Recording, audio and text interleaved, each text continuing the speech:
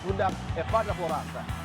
Tendangan penalti mampu dihalau. Evander Morata golnya mampu menciptakan gol yang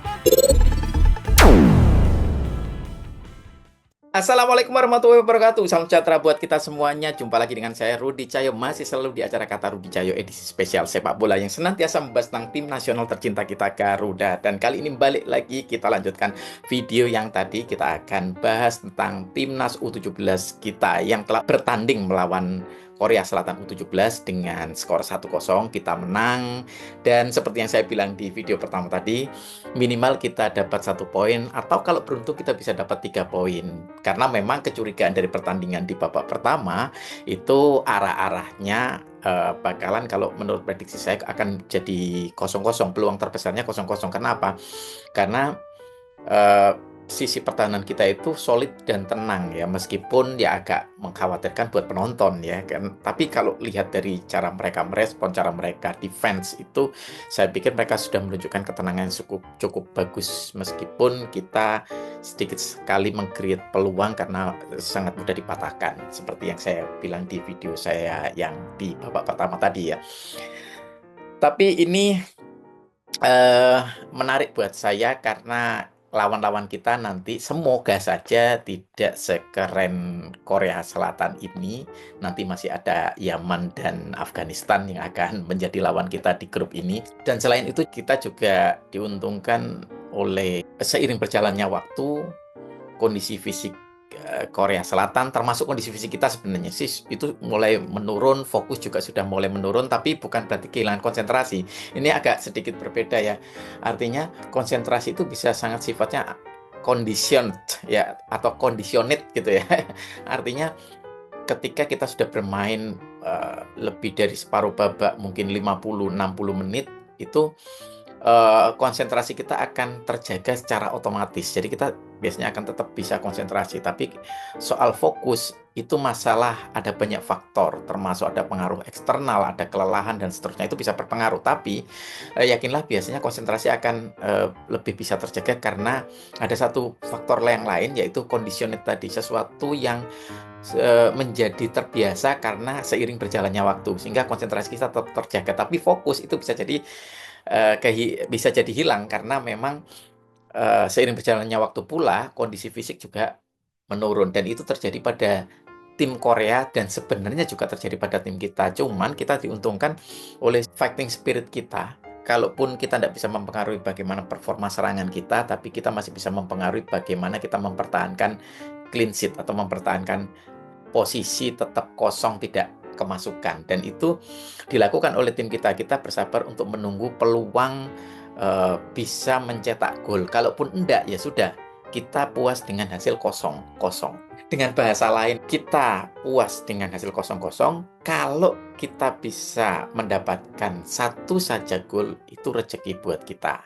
Karena kalau lihat dari serangannya Korea dan serangan kita yang gampang dipatahkan, itu bukan berarti kita bilang bahwa defense-nya Korea bagus juga. Enggak, sebenarnya serangan kita gampang dipatahkan. Maka itu juga akhirnya berharap satu gol itu sebagai sebuah rezeki atau keberuntungan. Sementara harapan yang paling besar yang bisa kita jaga adalah clean sheet atau tetap mempertahankan 0-0. Terus selain itu juga tadi saya sempat singgung tentang penurunan fisik ya, karena energinya menurun seiring berjalannya waktu. Itu yang membuat ada juga sisi penurunan dari akurasi bidikan atau shot on goal-nya Korea. Jadi akurasinya sudah mulai menurun, meskipun sebenarnya ini pemain-pemain muda ya, tidak hanya dialami oleh pemain kita, tapi pemain Korea sendiri pun finishingnya sebenarnya tidak bagus-bagus amat ya. Tapi dalam kondisi yang justru dalam open play yang sangat menekan, shot on goal mereka itu sangat berbahaya. Tapi ketika mereka dapat ruang yang sangat nyaman untuk menembak, malah kadang-kadang mereka tidak bisa menyelesaikannya dengan baik. Tapi kalau mau bilang skill secara rata-rata, memang shot on goal, tembakan mereka ke gawang itu bagus, tapi tidak semua pemain melakukannya dengan baik. Nah, dengan begitu mungkin beberapa kali tendangan itu dilakukan oleh pemain-pemain yang mungkin tidak terlalu tenang ya dalam melakukan finishing. Tapi selebihnya shot on goal mereka juga cukup membahayakan. Tapi seiring berjalannya waktu tadi yang saya bilang, ada penurunan energi dan kemudian itu juga mempengaruhi finishing touch-nya Korea Selatan, dan itu menguntungkan kita. Sehingga meskipun kita diserang bertubi-tubi, dengan keunggulan pertahanan kita yang sangat tenang, sangat tetap disiplin, seperti yang tadi saya bilang di video saya yang di babak pertama tadi, sehingga serangan Korea pada akhirnya juga menumpul dengan sendirinya seiring berjalannya atau berkurangnya energi seiring berjalannya waktu mereka bermain. Dan kita benar-benar diuntungkan oleh serangan yang terakhir tadi ketika kita bisa mendapatkan tendangan penalti ya. Salah satu pemain Korea, bolanya itu terkena badannya sebenarnya, tapi pantulannya kena tangannya gitu.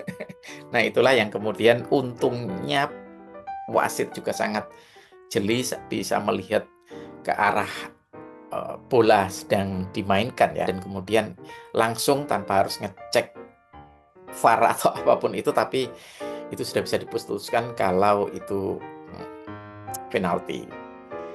Dan agak sedikit bikin deg-degan ya ketika Evandra tendangannya berhasil diblok oleh penjaga gawang Korea Selatan. Tapi untunglah tidak ada pemain yang segera berlari, atau tidak ada pemain Korea yang segera berlari untuk menghalau bolanya. Tapi justru dalam kondisi yang masih terpaku, Evandra bisa keluar dari situasi itu. Untungnya Evandra tidak terjebak dalam situasi tersebut, karena situasi-situasi terpaku itu sangat menjebak ya, bisa membuat orang itu juga ikut dalam situasi itu.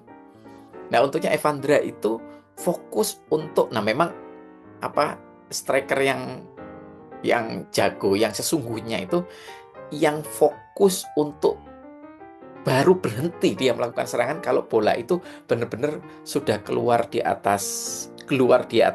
melewati garis atau masuk ke gawang.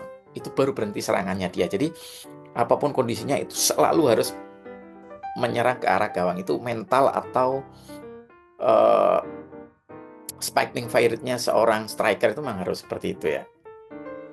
Nah, itu yang untungnya yang dimiliki oleh Evandra, dan itu tidak terjebak dalam situasi terpaku seperti pemain-pemain yang lain, termasuk pemain Korea, terutama pemain Koreanya ya, yang kemudian bisa dimanfaatkan oleh Evandra.